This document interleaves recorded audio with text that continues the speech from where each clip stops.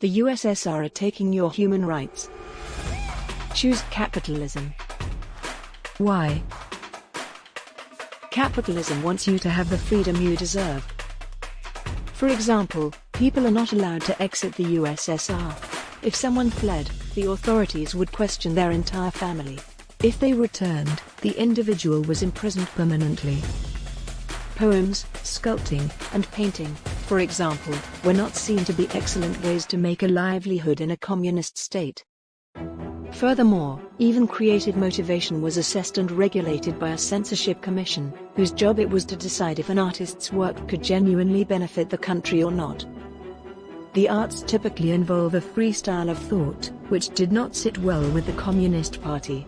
The only works released after clearing the censoring committee were those that praised the Communist Party's achievements or that encouraged people to believe in ideological utopias such as class conflict or communism's superiority over capitalism. Communism is the modern form of dictatorship. Private farming is not permitted.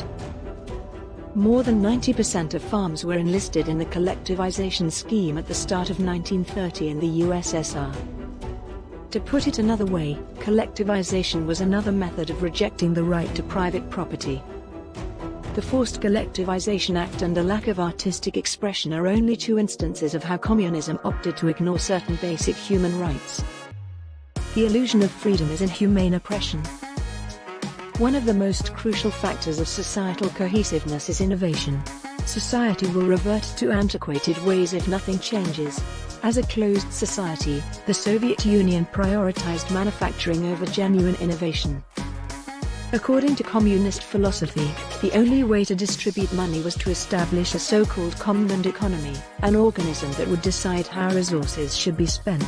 Naturally, this form of economy will grow the imbalance between those in power and the general public. There are several characteristics that show how this defective system hampered the Soviet Union's ability to manage its resources. Marx, Engels, Lenin, Stalin, and others anticipated a utopian society, making communism the biggest and most dramatic social experiment ever undertaken by humanity. Communism was a ticking time bomb, from a lack of rights to compulsive control. Communism, like every types of financial statement state, was built on tyranny, which means using terror and intimidation to subjugate the masses. History has repeatedly demonstrated that every oppressive society has revolted against the ruler. Choose capitalism. The system failed because it could not be sustained.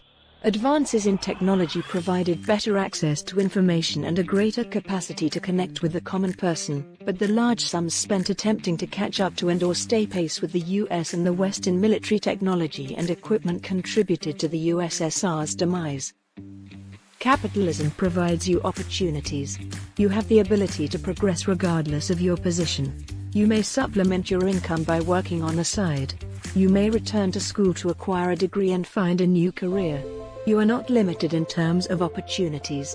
Some people believe that opportunity is limited, for example, not being able to attend college because the cost is prohibitively expensive. But this is faulty reasoning. You can go to college. You simply need to find out how to make it inexpensive for yourself. This might imply attending a community college for a few years or attending school part-time. You may need to work other jobs or apply for scholarships and grants to supplement your income. In some situations, you may have to borrow money to attend college. While taking this path will not be simple, it is still doable. And capitalism has provided you with this chance. Without capitalism, you have few, if any, opportunities to improve your circumstances. What you have is what you have, and you will always have it. Choose capitalism.